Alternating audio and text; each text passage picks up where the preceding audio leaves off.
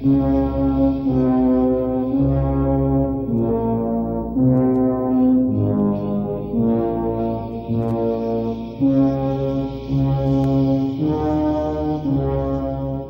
theory number one. This is the more abstract one. Yes. Kubrick is confessing to staging the moon landing with this movie. The theory was Kubrick fabricated the set on a movie soundstage and, no one actually landed on the moon. Evidence! Point number one. When Kubrick adapted the film from the book, the haunted room was supposed to be room 217, and he changed it to room 237 for no explained reason. Now, do you know what the distance between the Earth to the moon is, good sir? Jesus Christ. I feel like comic book guy. 237,000. And also, Danny is wearing this sweater with a very large Apollo 11 rocket on the front of it. And there's a ton of eagles throughout the architecture of the Overlook Hotel, alluding to America. Sure. And the film heavily features the colors of the American flag. Okay. So, what do you think of that one? It's good. Yeah. It's good. It's not bad. It's not bad at all.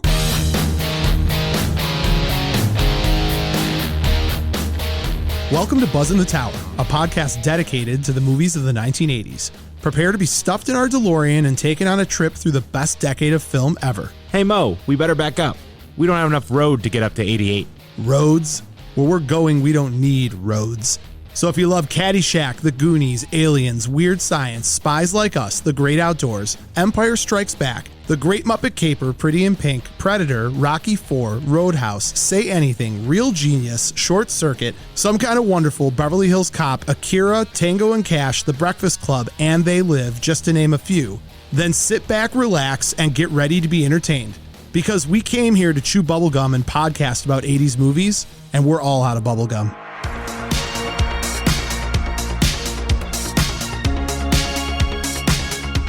If you haven't already, subscribe to Buzzn the Tower on Apple Podcasts, Spotify, or whatever your favorite podcast platform is. And while you're there, leave a review and a 5-star rating. It's a moral imperative! You can also find us on TikTok, Instagram, and all social media platforms by searching the tag @Buzzn the Tower.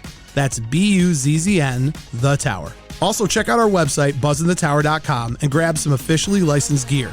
It's so choice. If you have the means, I highly recommend picking some up. Now, if you want to get nuts, let's get nuts. Head on over to our Patreon at patreon.com/buzzinthetower. With memberships as low as $3 a month, you can have access to tons of extra content, and a portion of all proceeds go directly to Save Ferris. Dark shade, darling, dark shade.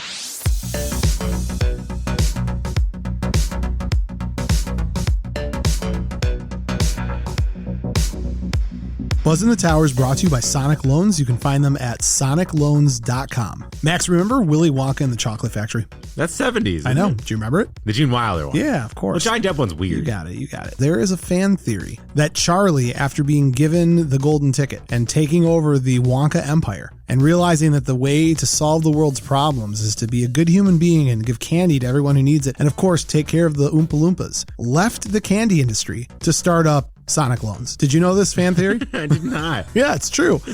The mortgage process can be as confusing as what I just said. And that's why Charlie and the team at Sonic Loans are the absolute partner that you want. Reach out to Charlie, tell him Buzzn the Tower sent you, ask for the Willy Wonka, ask for the golden ticket. Do you have a golden ticket? Oh, his name's Charlie. That's why you connected. Oh, it. Dear God.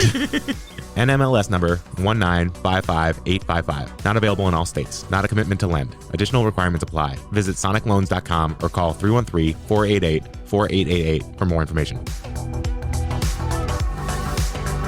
Buzzn the Tower is also brought to you by Bolton Legal Group. You can find them at boltonlegalgroup.com. Max, another wild fan theory. Remember the movie First Blood? Obviously, right? Nothing is over. Beautiful, Max. Good job. Do you remember Rambo 2 for First Blood 2? I always screw that up. But remember in the second Rambo movie, how Troutman shows up and is like, hey, we're willing to ignore the entire town that you destroyed if you just go help us get some POWs and take pictures? He's just working at a rock quarry. At the end of First Blood 2, there's no way that Rambo was going to make these decisions on his own without seeking legal counsel.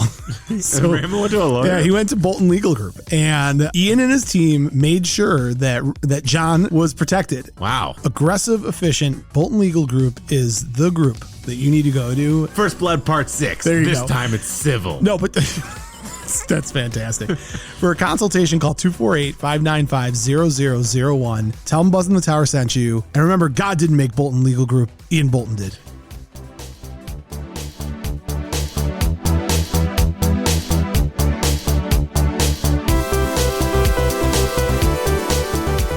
Today's episode, 80s movie fan theories. The briefcase in Pulp Fiction contains Marsellus Wallace's soul. Also, Jules in Pulp Fiction is in fact Nick Fury. Elsa and Anna's parents washed up onto an island and before they passed away, gave birth to a little boy named Tarzan. Jack from the Titanic is a time traveler. Jar Binks was in fact a Sith Lord. The internet is littered with fan theories about our favorite movies. But when you start digging into the flicks from 80 to 89, you really find some tinfoil hat gems. Today on Buzzn the Tower, Max and I explore the far reaches of the interweb, mostly Reddit, and unearth our favorite 80s movies fan theories. I'm Mo Shapiro, and joining me as always, the nonsensical explanation to my wild theory, Max Sanders. And with that, let's dive in. I still believe. I still believe. Not Capella. I was going X-Files. Oh, or I believe. Is it I believe? Duchovny. Underrated. Did he have any 80s stuff? Okay. Oh, I still believe. We should do a mashup. Yeah. Yeah, I can do that. Yeah, there you go. Yeah. There you go. We are seconds into the show. And you're already done with me. And I'm already done with you. Max. We've been off for like 3 weeks. Welcome back. Welcome back me. Welcome back you. Say you, say me. Welcome back, Cotter. Say it together. No? What's that? Most definite. Are you kidding me? I don't know. God bless America. We're going to get mail about Muppets? this. Yeah, there you go. Bum, bum, bum, bum, bum, bum. It's Stop time singing. I'm sorry. I'm in a singing kind of mood. Okay. All right. Really? No. Oh. Yes.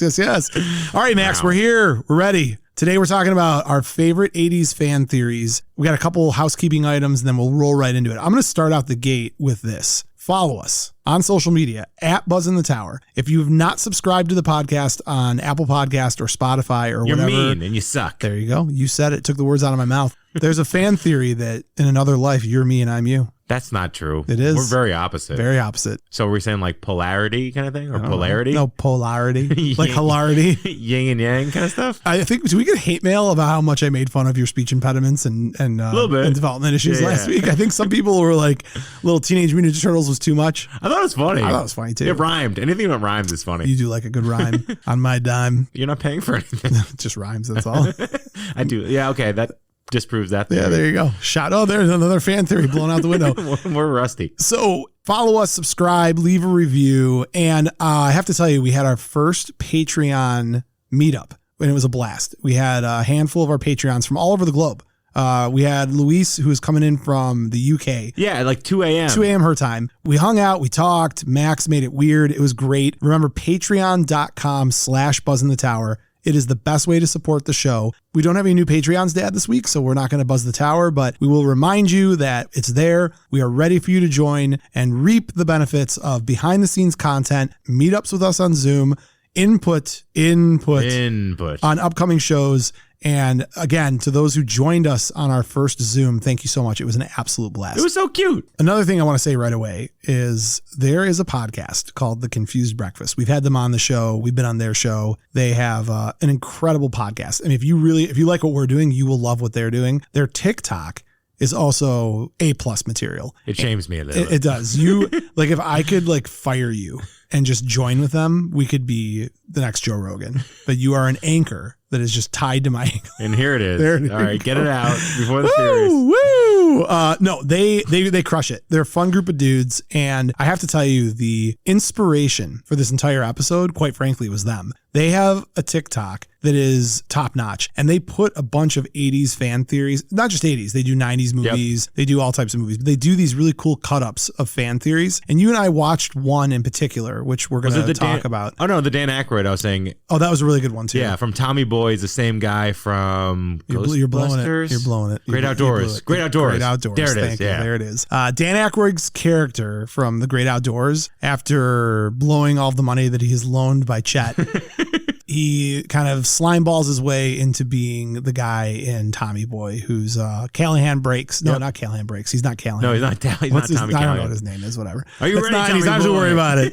I'm going to need you, Tommy Boy, up on stage. Oh, no. Okay. Not so much here or here. But right here. So we love those. I mean, we watch them and they're great. And we were saying it would be a lot of fun to talk about some of our favorite fan theories from 80s movies. And there's a lot. I mean, when you and I dug in, I was like, oh my God, there's a lot. The internet is wild. It is wild. So we've each kind of picked a few that we thought were great. There's probably more out there that we haven't covered. And I think that's it. This is a rule-free episode. We are just going to talk about some of our favorite fan theories that we've heard about 80s movies. No rules? Are you sure? Rules. Are you okay? No rules. Well, you know the first rule of no rules. There's no rule. We don't talk about Fight Club? We don't talk about Bruno. No. What are you singing? I mean, how do you not know what that is? Encanto, that Disney Pixar film that my kids have seen and everybody loves.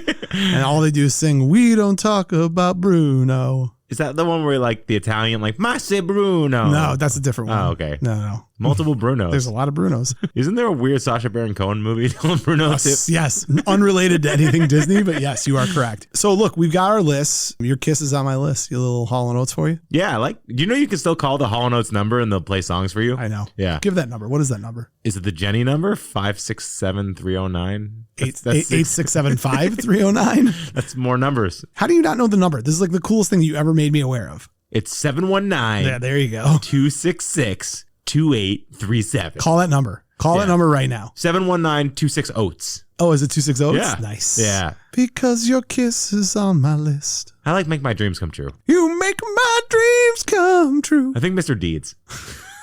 Mr. Deeds is so bad. I love it. That's Hawaiian Punch. I think you are underestimating my sneakiness. My back hurts. Oh, Lord. All right. So, Max, we each picked a handful of these. So what I was going to do, I had this idea. I had this plan. I'm pulling a surprise on you. I was going to give you a fan theory, go all the way through it, and see if you would call me out for it being something that I made up. So I came up with a fan theory. I had this brilliant idea. I literally was sitting there thinking about my favorite movies. I was thinking about, can I create a fan theory? And it struck me like a bolt of lightning. And I was so excited about it, right? Mm-hmm. And I'm going to tell you what it is. And then I'm going to tell you why I'm so angry. Wait, what happened? I'm going to tell you what it is. The bottom fell out? Yeah. I'm going to tell you what it is. So, you know a little film called Back to the Future. Yeah. Okay. I'm like, I got a great fan theory on Back to the Future. My fan theory is that Marty McFly's dad, biological father, is Biff Tannen. What? Well, hear me out. On my freaking hand to God. Yeah. I'm sitting at my computer and I'm like, I can make this work. And I came up with this all by myself. I'm like, I can make this work. If you think about it, number one, he looks absolutely nothing like George McFly. In the other movies, the iterations of their relatives that go back, they all look like George and Lorraine, with the exception of like Seamus McFly, right? From the third one. Okay. But everybody else, it all looks like that. Yeah. So that's number one. Number two, from a personality standpoint, the only person I know who has ever gotten in an altercation for being called yellow or chicken outside of Marty McFly is Biff Tannen. Biff had the same personality of like, how dare you challenge me? He was extroverted. He was the alpha. And George is this like little wimp, right? Yeah, but Marty's... Hold on. There's more. Let's go to the original before history gets changed, okay? Biff Tannen basically assaults Lorraine. Yet here we are 20 years later. No, was it 30 years later? 30 years later. Yeah, exactly. And he's borrowing George's car and hanging out at the McFly house. And it's like, hey, say hi to your mom for me. Like there's this weird connection that he's still involved with them. And like, you don't understand why. And look at the lengths that Biff was willing to go to have Lorraine. So like, why would that change regardless of getting punched out at the dance or anything else that took place? And then this is where it gets a little bit weird. This is where I get kind of crazy. I've always felt that the biggest gap in Back to the Future is, how does Lorraine have a son and the son grows up to look just like this guy, Calvin Klein, that she ran into at a high school prom, and she doesn't notice it? I have an answer to that before you answer it. Okay. How about that when he goes back and changes everything, Lorraine, instead of having the biological kid of Biff, actually has George's biological kid. And you know who looks a lot like George McFly? Eric Stoltz. Oh, okay. I don't know. Think about it. This is weird. It's weird. Okay, anyways. So this is huge. Marty Shortens. So I have this whole idea, okay? And I wrap it up. I got my notes. I even go deeper than I'm going right now with you. Is it on the internet? Max, I just, for you know what and giggles, I'm like, I'm going to see if anybody's ever thought of this before. I Google Biff Tannen is Marty McFly's biological father, and sure enough, somebody on Reddit has literally word for word my entire argument, and I was heartbroken. I thought I was so cool and creative, and somebody else beat me to the punch. I don't like that one. Yeah. Biff is so big. Yeah. So that was my fun. But the Eric Stoltz wrinkle is nice. I thought it was kind of cool. Yeah. Yeah, but so that's it. And there's other small things too, like when in Back to the Future 2, when Biff is opening up the safe in his office to get the sports almanac out. Yeah. And Marty was like, oh, my dad told me that story. And Biff's like, your dad? Confused, like your dad. He's like, oh, George McFly. Like, there's little nods and hints, I just... Yeah, no, I like it. All right. I thought of one in the car that I made up. So I want this to be great. Like I put all this time and energy into it and like deep thought. And then I researched it and you're like, I was in the car and I was thinking, Howard the Duck could totally have been Bernie from Weekend at Bernie's. It makes perfect sense. He could be. I mean, that could work. What do you got, Max? Vice versa is anti-capitalist communist propaganda. Vice versa is anti-capitalist, anti-communist. No, pro-communist. Pro-communist. Yeah. Got it. Propaganda. Sorry, that's a lot of words. It's a lot of words. Because you think Judge Reinhold, he's like trying to achieve all these kind of money and work goals. Yeah. And then this Asian, Tibetan skull, whatever thing it is, switches their bodies and makes them realize, the financial goals are fleeting. And it's more about connecting with a person and not really achieving those capitalist goals. So the only issue I have is, isn't that like all anti-capitalist movies that took place in the 80s? Brewster's Billions, Millions or whatever is like money doesn't mean anything.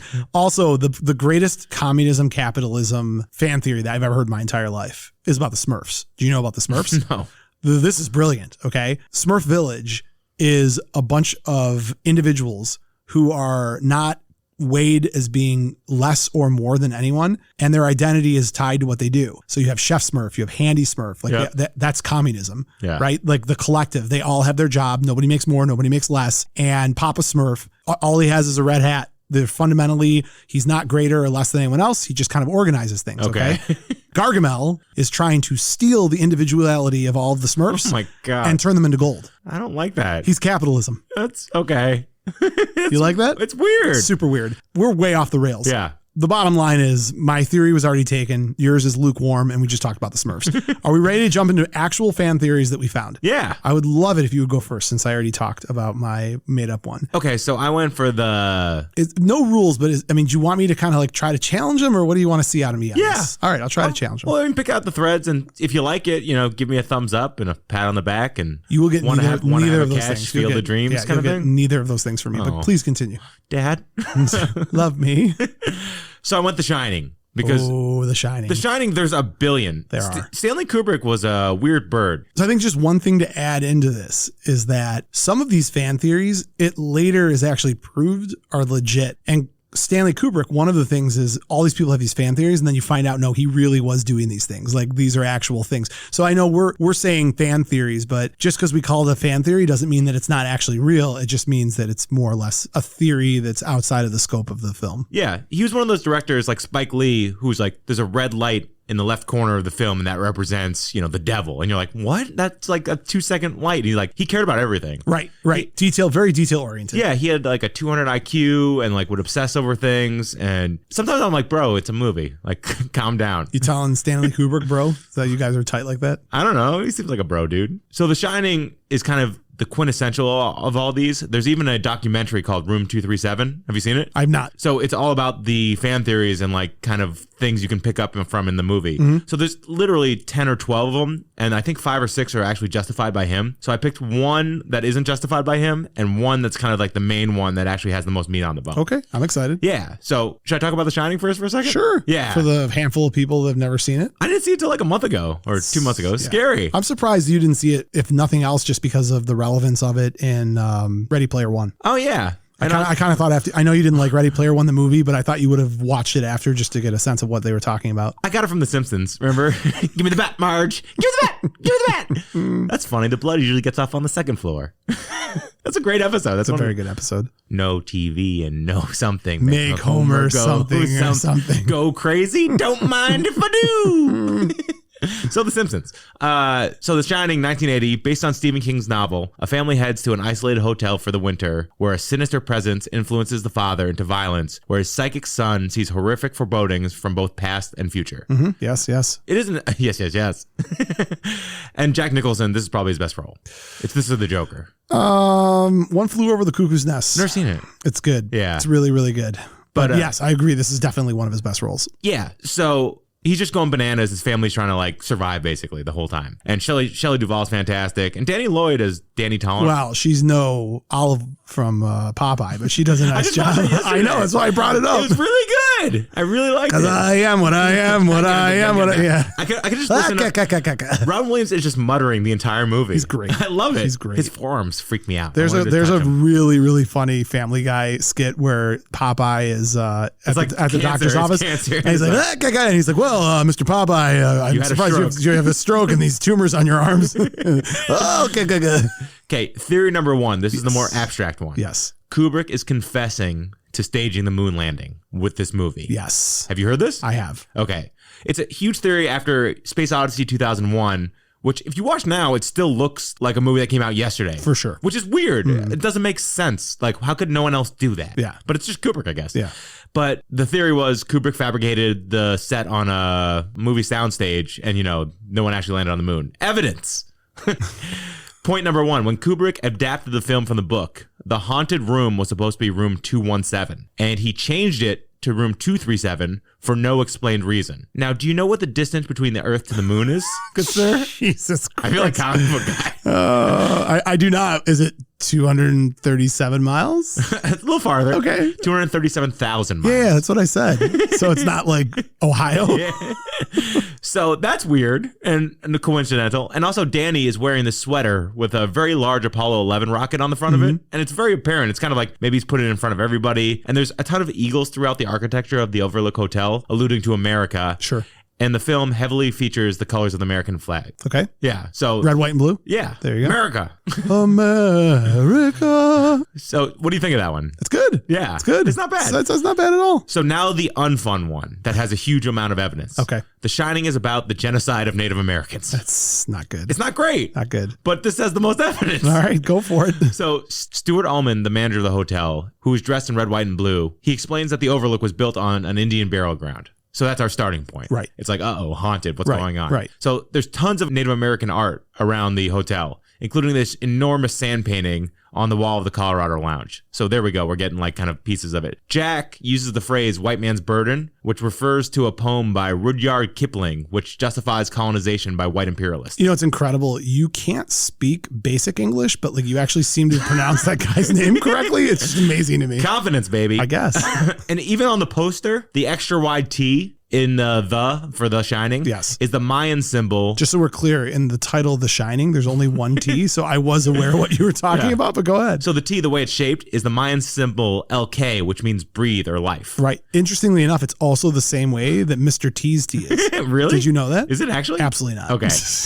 And the pattern on the carpet in the gold room, Sorry. Focus. And the pattern in the gold room is a cross with a square, which is the Mayan symbol Khan, which means yellow. That's not true. Khan is the character from Star Trek. I don't know what I'm going to correct you. Khan! That would be better, yes.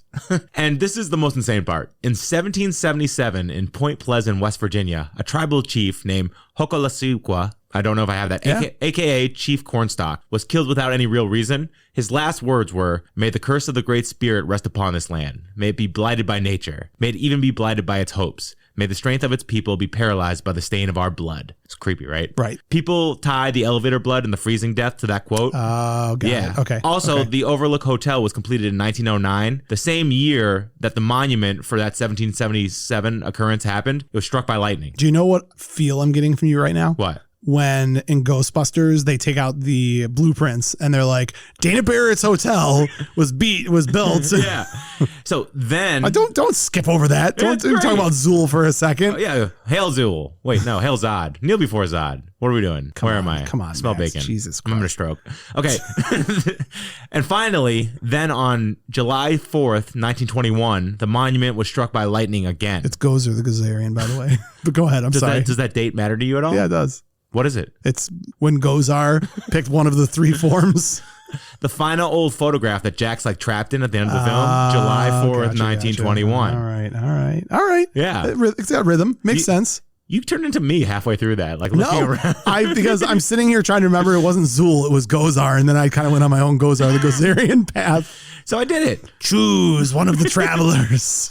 Good first theory. People aren't going to remember my theory. I have nothing. I know they won't. I am not. I'm not capable of debunking your theory. I have nothing to debunk. Well, Kubrick, it's easy because it's like it's tight. Yeah, high and tight. Gee, can't use that. Is it my turn, Mr. Sanders? Who is that? No one. That's my.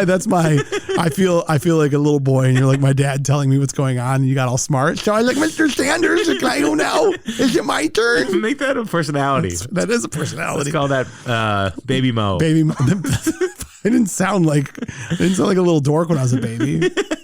Middle school Mo. Oh, the cool middle school Mo. Oh, the coolest baby. Oh, I can't wait, Mr. Sanders, to do my turn. It's gonna be great. Smoking menthols at 3. Jesus Christ, that's great. Woo! All right, my turn.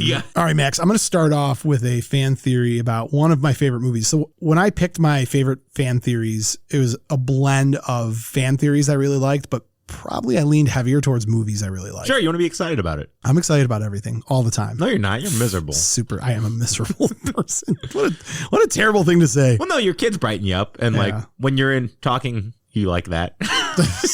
When you speak the Queen's English, that's really when I'm excited. Higgy. Oh, man. Labyrinth. Yep. David Bowie and my boy Jim Henson, and of course the incomparable Jennifer Connelly. She's so bad in this movie. Max, shut your rotten mouth. I love her normally. We're going to end up doing a full movie review on Labyrinth. Good. So you better chill out. Pull it apart. Max, 16-year-old girl Sarah is given 13 hours to solve a labyrinth and rescue her baby brother Toby when her wish for him to be taken away is granted by the Goblin King Jareth. He grew up to be Toby Flenderson from The Office.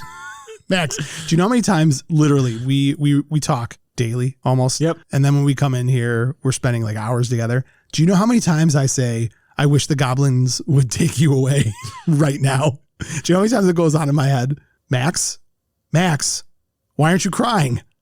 Nah, I'm still here. Oh, geez. I thought Jareth came and took you away. I got very scared. I immediately regretted it. I'm sorry. I love this movie. You know I love this movie. It's not just because I love everything Jim Henson. Even when I was younger and before I was putting 2 and 2 together that it was a Jim Henson movie, I just love this movie. And I saw this fan theory and I thought it was brilliant. David Bowie's hair is not real? Yeah, right? So the theory, and part of the reason I really like this fan theory is that I think it opens up the ability to do a prequel to Labyrinth. Oh. And I know there's been talk about doing a sequel, but obviously David Bowie's no longer with us, which is brutal. I love David Bowie. But I Who think, would you want? Oh, God. Yeah. Who, as a young Jareth. Yeah. A young Jareth. See, I think I'd want to go with a musician. Yeah, that's what I'm thinking too. Who sings the song Watermelon Sugar? Oh, God. Is that Bruno Mars? No. You and I are so old. Even I know it's not Bruno Mars.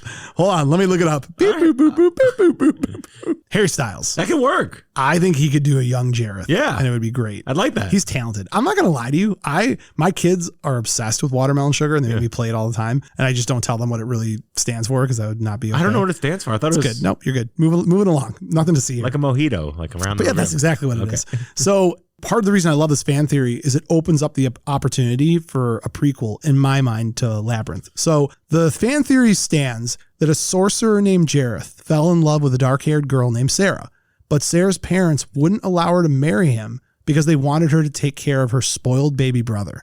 In retaliation, Jareth kidnapped the baby and turned him into a goblin, marrying Sarah. But Sarah died shortly after, and Jareth went mad and started hunting for a replacement for Sarah in the human world. So over thousands of years, he'd find girls named Sarah who had bratty little brothers, and it would end up that she was taking the little brothers and turning them into goblins. So this is like a Big Trouble in Little China Lopan kind of situation. It is nothing like Big Trouble in Little China Lopan. He's looking for the green-eyed girl for like 2,000 years. To reverse a curse that was put on him. This is a self-induced curse. There's no magic involved with this curse. I thought that was a good connection. So, no, it was a terrible stretch. Okay. You should be ashamed of everything that just came out of your mouth. I'm not. You're awarded no points. And may God have mercy on your soul. So whenever Jareth finds dark-haired Sarah with a bratty brother, he kidnaps the baby for her. As centuries of Sarahs have failed his labyrinth, he turns hundreds of babies into goblins. He becomes Jareth the Goblin King. This theory also explains why Sarah has a book detailing the story.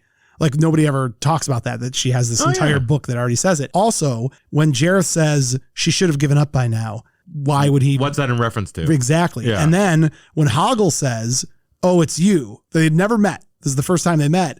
And he goes, oh, it's you. And then Sarah tells her name and he goes, that's what I thought. So like he already knows if I see a human girl with, hair like yours, it's got to be a Sarah. So why is he turning them into goblins? Because he's mad. Oh. His heart was broken. Okay. That's why. So baby goblins. Baby goblins. That totally makes sense, Max. That's what you do. You turn them into little goblins. God, you sound like someone I know. Because here's the thing, Professor Frink. I do voices, and it's just like me doing the beep boop boop boop boop. Yeah. There are things that are so ingrained into my pop culture head that I do a voice and don't even realize that it's some character from a cartoon. It is. I put it out to our fans as usual. If you guys could just tell me what this voice is, it would be fantastic. It's somebody. It's somebody. I like it though. Somebody. Yeah. Somebody. So that's what I got for you. It's layered. It's textured. You like it? Yeah. That's one of my favorite fan theories. Max. Yep. It's your turn. Okay. This one I think is my favorite. Oh boy. Why do you always do that? You always will either make your favorite like the middle or the first. You never end with your favorite. Why would I end with my favorite? I don't know. Crescendo? I don't know. I'm not patient. You're not. Yeah. I don't like to slow play people. No, you don't. Yeah, it's funny on TikTok. You're like, hold it for more than 3 seconds. I'm like, no, they need to see it Your now. TikToks are so brutal sometimes. It's like, wait for it, done. Jesus Christ, that's Jason Bourne. A lot more of those coming. Oh, I know. Don't you worry. You are the worst. If you get one thing that works on TikTok, you're like, fire up the old machine. Let's get about 50 of these out there. It's great. It's great. Very true. I like consistency. Hit me. What do you got? Ferris Bueller. Oh. The 1986 John Hughes written and directed classic. All right. One of our favorites. Yeah, it's a good Matthew movie. Broderick. I like it. Alan Ruck, Mia Sara. But Jennifer Grey, Charlie Sheen. A high school wise guy is determined to have a day off from school. Seems like just a kind of not logical.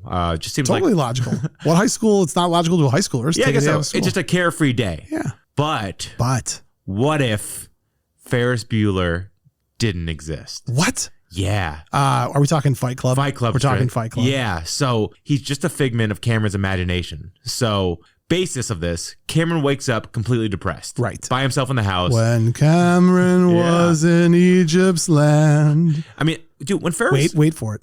It's a TikTok video. Let my Cameron go. So he's alone in bed, and I love the way Ferris describes his house. It's like, it's very nice, it's very cold, and you can't touch anything. Right. It just seems like, man, that he's got to be awful being Cameron. Correct. So the only way he's getting up is by splitting his consciousness. So there's this sub-theory that the whole day takes place in Cameron's mind, that he created like this more audacious, more popular, crazy guy to force himself to have the perfect day he could never have in real life. But is he having that perfect day with Ferris? Or is Ferris not a part of this? No. So he wakes up, and then the whole day is him imagining what he would do with Ferris. Does Ferris exist? No. So he woke up and he imagined that some guy named Ferris called him. Yeah. And then he split his personality. Well, then, no, he just basically dreamed the day. Got it. Okay. Like Ferris is what he wants to be. Got it. In his subconscious. Got it. So think about borrowing the Ferrari, the Abe Foreman scam. Abe Froman. Yeah, right. The Sausage King of Chicago. Yeah. The Sausage. I am Max. I'm stroking. I'm doing Max. Yeah. The Sausage King of Chicago. Yeah. I mean, here's the evidence. How could they do so much in just one 7-8 hour period? Because they get together like 10:30, 11 a.m. There's no way they could go to the ball game. They do the float. They go to the art museum, the stock exchange, lunch. It's too much stuff to do in one day. So that's the first part of it. Meh. A little bit of a stretch? Meh. Okay. Second part, there's all these Save Ferris messages all across the city. Uh-huh. It's symbolic of how Cameron wants someone to care for him. Okay. So he's like picking up on it. Like, it's like Inception. It's like, oh, it's kind of a dream. You know what I mean? That kind of thing. And the storybook ending for Ferris and Sloane, Cameron is kind of neatly tying up his created stories. And it's also weird. I thought of this myself. Actually, this wasn't part of the theory. Oh, this will be good. Sloane being so Dreamgirl-esque and so weirdly kind to Cameron, it doesn't make sense. Remember when he looked at her changing and she's like, it's okay if you looked. No girl's going to be like that in general. Seriously. Your creepy friend watched me undress? That's strange. She's super nice about it. She's like almost nice flirtatious. It's really strange. Yeah. So that part I like. I mean, I don't like it. You know what I mean? No, you like it. It's okay. You're like, yeah. And also, Ferris breaking the fourth wall is really just Cameron talking to himself. This isn't like, it's hard for me to follow because like I'm trying to pick it apart probably from the wrong angle. I think where you would convince me of this a little bit more would be that he has a friend named Ferris. Ferris does exist, but he never got out of bed. Oh. But the entire thing is the fantasy of what would have happened if he had just gotten out of bed. That works too. So the thing about him not getting out of bed or Ferris being made up is that he works himself into a frenzy and the car kick is real. That everything else led him to destroying the car and breaking with these imaginary friends and covering it himself. Yeah. So. Okay. Yeah. All right. Yeah. I like it. There's also a really cool YouTube clip of like a Ferris Bueller Fight Club trailer. That's cool. Yeah, it is really cool. We should post that on our social media. To. There you go. All right, Jesus, calm down. You have to get so excited about it and yell at me, for God's sake. What are we doing? What's the deal? All right, what is my next one? I'm saving my favorite one for last. Weirdo. This next one is the one I give all credit to Confused Breakfast. I'd never heard this before. I'd never seen this before. I didn't know this existed. And it combines two of my favorite movies. This is great. So The Goonies and Back to the Future are unquestionably two of the most important films made in the 80s. Yeah, agreed. Right? Agreed. What if I were to tell you that The Goonies and Back to the Future both took place on the same day? That's a weird coincidence. It's a weird coincidence. Let me walk you through this. You ready? Okay. In Back to the Future, Doc is showing Marty the DeLorean at Twin Pines, at some point becoming Lone Pines Mall. I love that you put that in. I always have to put that in. So he shows him the DeLorean. Yeah, you made a time machine out of a DeLorean? Like, you know all the classic lines. When he introduces the inside of the DeLorean and he's showing the flux capacitor and the time circuit. Yep. And the time circuit is what gets screwed up and eventually leads to him going back into the West. All and the the numbers? future. Yeah. Yeah. But it shows today's date, the current date. That's one of the lines for the dates is when all this is taking place. And that date is October 26th, 1985. That's all you need to know from the Back to the Future side of things. Okay. Let's slide on over to the Goonies for a second.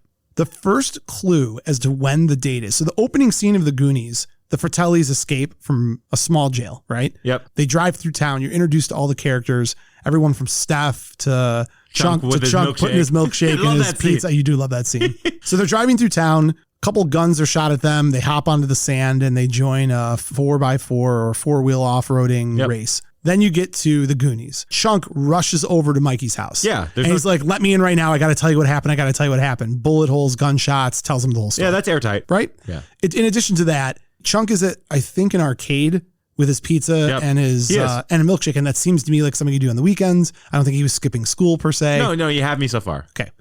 Mouth walks in to Mikey's house and everybody's bummed out, obviously, because the Goondocks are going away. And Mouth makes the comment, last Goonies weekend. And that tells us that it's at least a weekend. He then says something to the effect of, what is this, Nuclear Saturday or something? So I think it's reasonable to assume it's a Saturday. Okay. I think you at least would concede it's a Saturday. Brant, remember when he was doing the upside down sit-ups? He was putting his feet in that thing? Yeah. Directly behind Brant is a calendar. The calendar is on October. Okay. I went online and I looked up 1985. And in 1985, the first day of October was a Tuesday. And that lines up with having Saturday being the 26th. Okay. And that is when this is supposedly in is 1985. Yep. Later in the movie, when they're all together, Steph grabs a newspaper, which is hanging on the wall. Yep. Remember this? Yeah. The headline says, Fratelli's at it again. And at first, when you see this, I think it's easy to assume that they're talking about the Fratellis escaping. But it's actually, if you look at the article, about them getting arrested. Okay. And the date on the article, if you look at it, says Thursday, October 24th. Okay, so we eliminate the rest of October. Yeah. Right? Yeah. So doesn't that have to be that Saturday? So we know it's a Saturday because Mouth says Saturday. We know it's not the beginning of October because that article came out on a Thursday about the Fratellis being busted in jail. Yeah. It's airtight. Yeah. So are we in agreement that Goonies and Back to the Future took place on the exact same day? Has Spielberg been asked about this? I don't know. You didn't look? I didn't. Oh. Because it's not making the case they're in the same universe with each other. It's just a fascinating fan theory. This seems like a puppeteer Spielberg thing, like a fun Easter egg. I would think so. Right? Here's the thing. If it was coincidence, it's a hell of a coincidence because it's two of the most impactful 80s films of the entire decade. Both took place on the exact same day. No, I love it. And this is Spielberg at his like height. So why not just, mess around? Bingo, bango, my friend. Bingo, bango. That's a bingo. There is I think I told you about this, that there is a show that's being greenlit right now called Our Time that is about a substitute teacher and three kids. And the three kids are trying to reshoot the Goonies scene by scene with the help of their substitute teacher. Oh, no way. I'm kind of interested in seeing it. Yeah. On American Dad, they had a episode where they imitated the Goonies. Nice. It's funny. All right, Max, I feel good about that. Why don't we theorize up an ad? Why don't we? This is our time down here. Oh, God. Up here. Okay, fine. I won't do it. Do it. I'm going to take you back, Max, to an ad.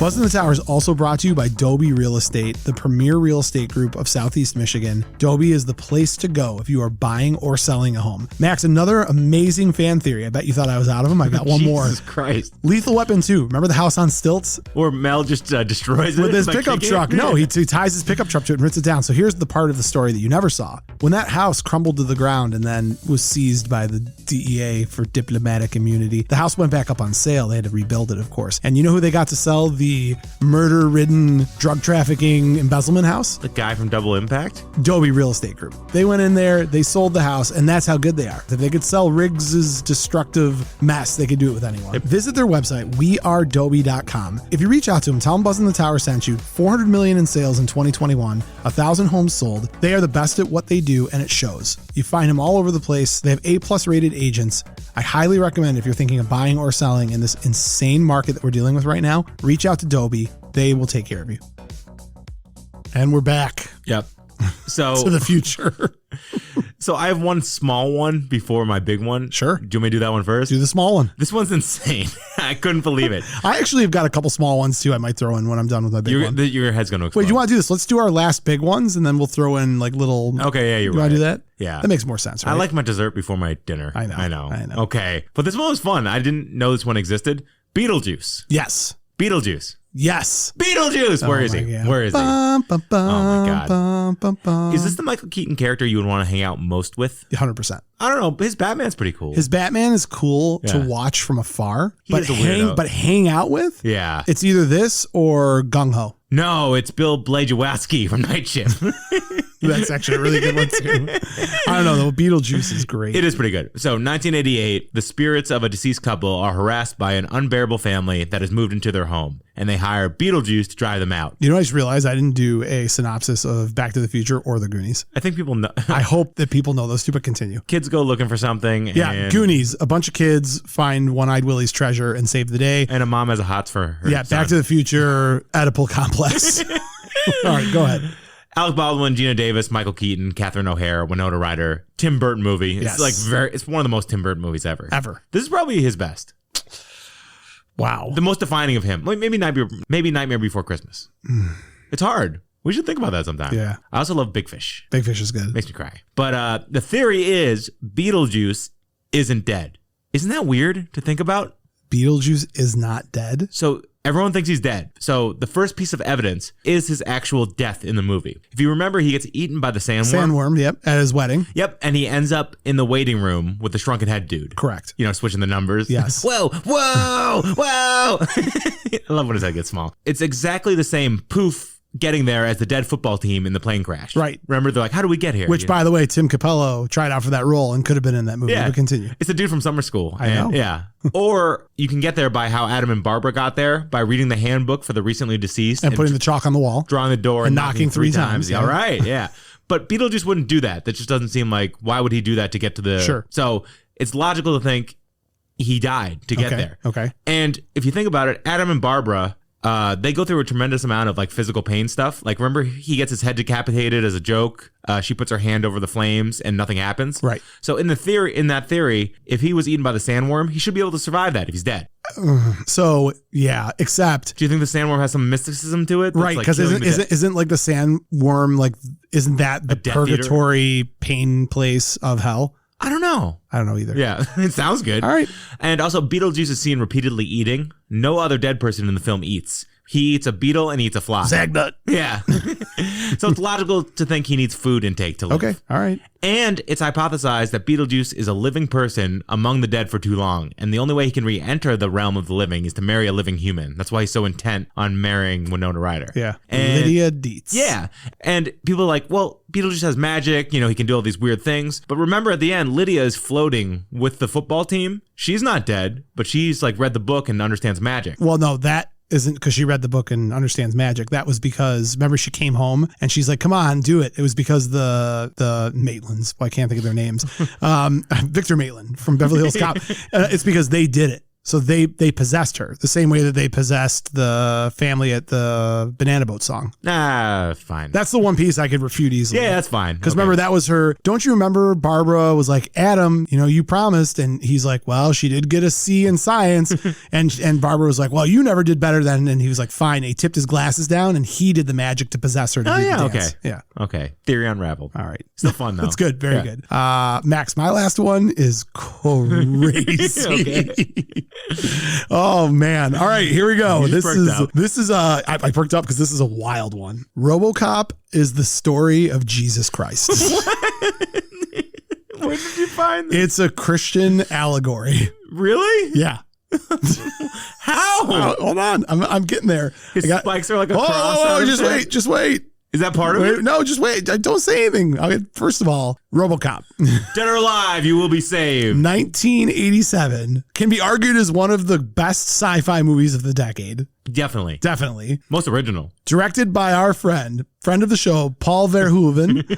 He crushed it, right? Hollow Man, what's up? Peter Weller as RoboCop. Yep. That's all you need to know. Is it? I think I need to know That's all more. you need to know. In a dystopic and crime-ridden Detroit, a terminally wounded cop returns to the force as a powerful cyborg haunted by submerged memories. Max, I've come across a lot of things in my day. This theory, not only is this theory insane to me, it is a validated theory by Verhoeven. No, by Verhoeven. Seriously? Yeah. Let me give you his quote. I'll go back, but let me just give you his quote. This is in a 2010 interview, I think. Okay. The point of RoboCop, of course, is it's a Christ story. Oh my God, coming off hot. It's about a guy that gets crucified after 50 minutes, then is resurrected in the next 50 minutes, and then is like a super cop of the world, but is also a Jesus figure as he walks over water at the end of the movie. Oh my, that water? He walks on water at the end of the movie. That water did seem out of place. So let's back up. Yep. Let's just back up, okay? So Murphy starts off as a good cop, a good human being. Family man. I'm guessing he's in his 30s or 40s, right? Mid-30s. So he's not old at the end of his trip. Jesus is 33. Bingo, bango. Just wait. Yes. This is so amazing. So as he is being destroyed, like mutilated. Yeah. Do you notice the one scene they take a lot of time on is when they shoot his hand off? They do. They put the bullet through his hand, the crucifixion. Oh. Getting the thing through his hand. Right. Okay. So there's your crucifixion. There's more layers to it than even that, right? So Detroit is a hot mess, right? But Detroit is meant to be like the world. And RoboCop is sent to save the world, save Detroit. Yep. He comes to Detroit as Alex Murphy. He tries his best to save Detroit, but it is only through his death and resurrection as RoboCop that he is able to save Detroit. This is wild. Okay, hold on. OCP, right? Dick Jones, corrupt. What do? They try to make another RoboCop, False Idol. Oh my God. Right? I'm going to pull a little bit of Moses into this, right? But think about RoboCop. What is he beholden to? His law? His prime directives. Yeah. Which are like God's 10 commandments. So commandments, now you're stretching. Listen, because think about it, right? Stretch Armstrong. He has the power to do anything he wants, but is beholden to directives, commandments, laws. And even at the very end of the movie, when the good guy has been established and the bad guy's been established, he does not violate his prime directives. The old man has to fire Dick Jones, and that's when he can kill him. But Jesus didn't abide by all the rules.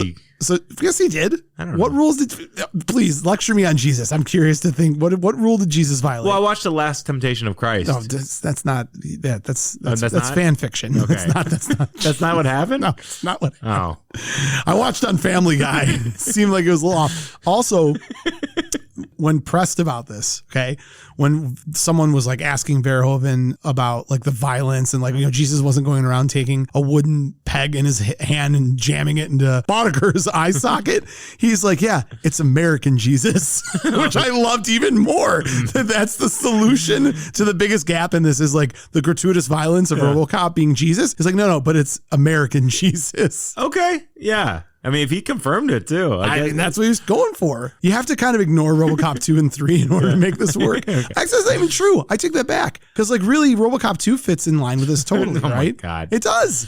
Because he's got his apostles. Okay. And what's her face? Lois. Lois is basically Mary Magdalene. Okay, now you're just grasping. Dude, it's awesome. RoboCop being Jesus made my day. This is really good. All right, good. You should have a t-shirt that says that. RoboCop is Jesus? It's American Jesus. American Jesus. Might offend people. Max, that wraps it on mine and yours. Are there any mini fan theories that we don't want to dive too deep into and just spit out there and see what people think? Yeah. I've got a couple. You've got a couple. Let's hit them. So one of my favorites is The Thing. The Thing. I Yeah. love this movie. Carpenter, your boy. Yeah. And Libby, our fan, was like, please do this. Yes. So do you know the theory? The president of the Buzzn the Tower Canadian fan She club. is. Or vice president. Or vice president if you ask Mr. Lavender. Yeah. Do you know this theory about Keith David and Kurt Russell at the end? I think so. So it's Kurt Russell and Keith David alone at the end. The whole facility's burning. They're not sure who's who or who's been turned into one of the things. When Kurt Russell hands the bottle of alcohol to Keith David, it's assumed that he... This is the theory that there's iocane powder in it, right?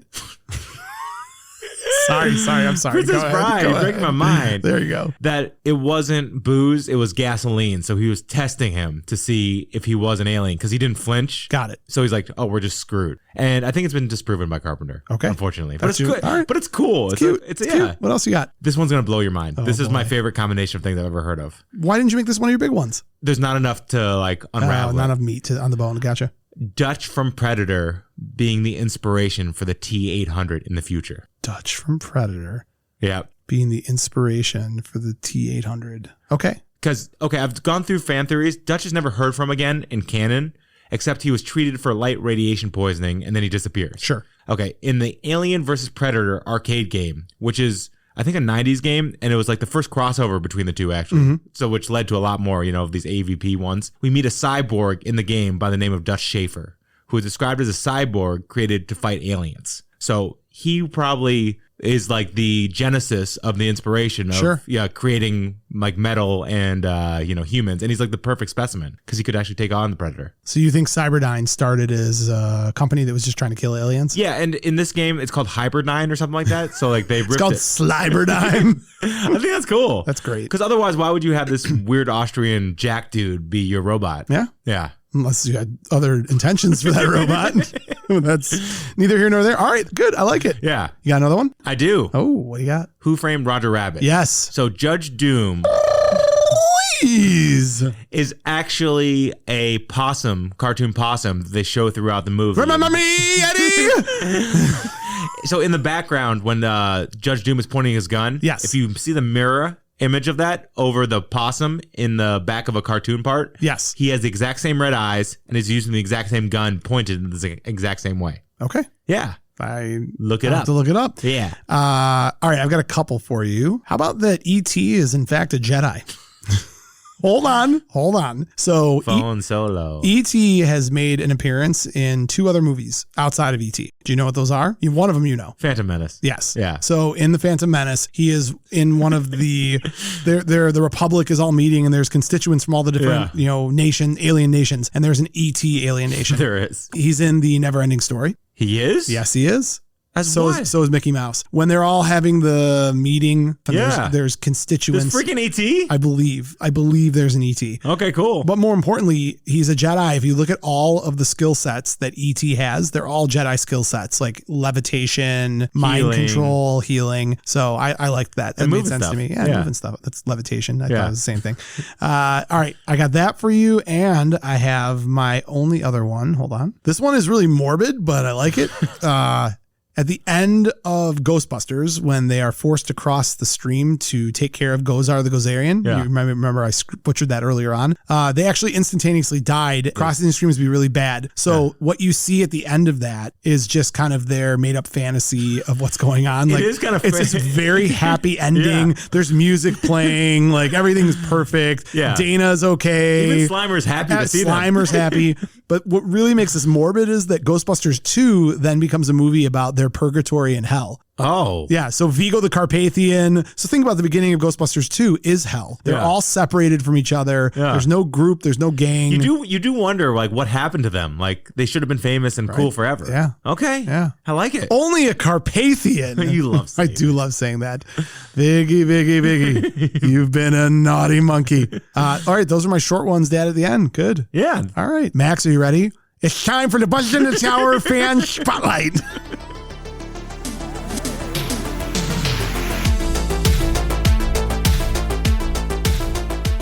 Max, today's Buzzn in the Tower fan spotlight, I'm going to fanboy out a little bit. Yeah. This is Jason Schumann. This guy is cut from the Buzzn in the Tower cloth. 80s. So he's got a show that's called Acapulco. Yep. It is about this guy who gets his dream job at a resort in Acapulco. It's still like teal and neon and pink. It stinks of 80s. It's really, really funny. It's great. Perfumed 80s. Then take that aside. I know you've got to be excited because there's nothing you love more. You love the NBA. Yeah, so Winning Time is my favorite show right now. Right. It's about the 1980s Showtime Lakers, and they're taking their time with it and like really seeing where it came from. Yeah. And it's like quintessential ridiculousness, over the top, LA, movie stars, absurdity, and it's kind of filmed in an 80s way. Literally my favorite show right now. If you go back a little bit further, I got to tell you, and it's funny because when we were chatting with him, he didn't even bring this up, but for you and I, we both love this movie. I mean, like, love this movie. Role models. So funny. Paul Rudd, Sean William Scott. This is a hidden gem. And McLovin. I don't think, like, when they do LARPing, it is the fun, that whole, and again, it's great. Yeah. So yeah, Jason is a entertainment guru. I mean, he knows the space really well. So I am really interested to see. We asked him, what is your favorite fan theory / hidden theory about movies? And I'm not going to talk anymore. I just want to see what he had to say. Hello, Buzz in the Tower. My name's Jason Schumann. I'm a writer-producer. Some of my current work can be seen on Apple Plus called Acapulco, all about the 80s. A hotel in Acapulco in the 80s. Tons of 80s references and music and costumes and just about everything from the 80s. Also on HBO Max, my show, Winning Time, The Rise of the Laker Dynasty, is all about Los Angeles and the Lakers and show business and basketball all throughout the 80s. So hope you enjoy all my 80s work currently at the moment. I'm here today to talk about Planes, Trains, and Automobiles, one of my favorite movies from the 80s. But what people may not know or realize is that the whole movie, at least from the original script, was hinged on Steve Martin's character having cheated on his wife. And when you watch the movie, he's trying to get home for Thanksgiving, sure, but every time he calls back, his wife is very dramatic about what he's doing and who's this Del Griffith. And when you look at it from the lens of him having cheated, which was taken out of the final cut, you realize those scenes between him and his wife are just super overplayed. Like, she's half crying, she's sitting up at night, thinking about him, wondering where he is. And he is telling Del Griffith that he's got to get home by Thanksgiving, that this is all bad, but he never gives any context because they cut it all out. And then in the very end of the movie, when he actually shows up with John Candy, with Del Griffith, and you see him Steve Martin introduce his wife to Del Griffith, and you see she believes him. And there's this whole moment where he's like, hello, Mrs. Page. Hello, Mr. Griffith. And then Steve Martin and his wife have this very tearful, very emotional reunion, which in the movie itself, it works fine. But when you actually watch it, knowing that in John Hughes's original script, that Neil Page had cheated on his wife, they had been working it out, and this Thanksgiving was supposed to be like the start of something, and that you learn over the movie that he cheated on her and that she feels she doesn't trust him. So him coming home with Del Griffith kind of signified that he wasn't lying, that their marriage is on the mend, and that's why they have that very emotional embrace. My guess is that either when they cut it together, John Hughes didn't like the ugliness of the divorce, or they maybe test screened it and found out that the audiences didn't like that Neil Page, played by Steve Martin, had cheated on his wife, and they just wanted to enjoy the comedy and the duo of Steve Martin and John Candy driving across country. Either way, it's a really fun tidbit to me because it's one of the great 80s movies that works regardless of what they had to cut out. So that's Jason Schumann here for Buzzn the Tower. Thank you for having me. Jesus Christ, it's Jason Bourne. That's wild. Max, that's one of my favorite movies ever. I had no clue. And it makes perfect sense. It does. It explains. I always remember sometimes there are things in movies that you ignore because you love the movie so much. Well, you want to get back to Dell. And I just was thinking, why is his wife so dramatic? Like, he's late. It's Thanksgiving. Not like, right. But this patches it together perfectly. He crushed it. He is so much detail. Yeah.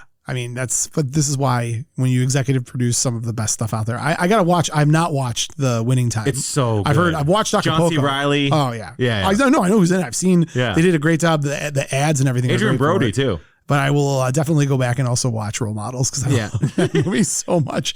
Max, that wraps the show on our fan theories. Thank you to Jason for hopping on, and we hope to have you on again. Great work. And as always, a quick reminder, like, subscribe, follow, leave a review. All that good stuff. Patreon.com/BuzzInTheTower. And this was a good episode. I again, Max, I give all credit to you. I was very scared about this one. I get nervous. This was your idea. I know. But then you took it and bastardized it. The thing you got to think about is I wasn't really sure if this was going to be good or not. God, what a weird day. What a weird day. Max, do you know what's coming up in a month? My birthday. No, nobody cares about your birthday. It's in December, actually. In May. You know what's coming up in May? Maverick. May is the month of Top Gun. Yeah. It is literally every episode will be revolving around either Maverick or Top Gun. So we got to squeeze in 2 or 3 more episodes in April, and then it is Top Gunapalooza. I'm so excited. Why don't we just call it Top Gunapalooza? Let's do it. No. Why are you so quick to agree with bad ideas? I don't know. Let's do that. Max, how do you want to end this wonderful episode that we just concluded? All right, bear with me. I'm with you. What if John McClane was dead the whole time? The Sixth Sense. That's great. Just a fever dream. That's really, really good. He's like hungover in his cop car. He died there of alcohol poisoning. Jesus Christ. His brain That's synapsing. good. All right, here's mine. What if Allie left LaRusso for you? For me. There it is. That's gonna be it's gonna be your last memory. It will be. All right. Maybe. What if this is all a dream? I don't want to. What is a dream within a dream? Don't Elon Musk. I'm gonna incept you. Okay. Max, stop being stupid. Good night. Good night.